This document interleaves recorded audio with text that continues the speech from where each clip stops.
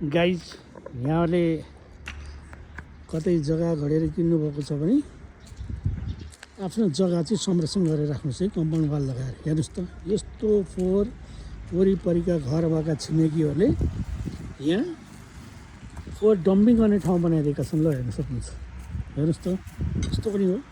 यहीँ कुकुर ल्याएको छ, टोयलेट साफ गराएको छ है, त्यो फोहोर सबै फालेका छन्। कस्तो अराजक व्यक्तिहरू हुन्छन् भने नि त्यसरी ल अलिकता छरछिमेकीलाई पनि त्यो फोहोर मैला गन्ध नआउने है, दुर्गन्ध नआउने यस्ता खालका छन्।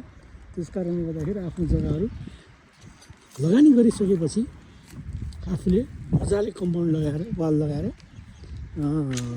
राख्नुभयो भने आफ्नो जग्गा जस्ताको त्यस्तो रहन्छ। नभए त्यस्तो फोहोर डुङ्गुर बनाइदिन्छन् है। यस्तो छ, के भन्नु है, लाज पनि छैन मान्छेहरू यस्तो फोहोर फालेर। त्यसैले सबैजनाले आफ्नो जग्गाको वाल लगाएर कम्पाउन्ड लगाएर संरक्षण गरेर राख्नुभयो भने धेरै बुद्धिमानी हुनेछ है। हजुर नमस्ते।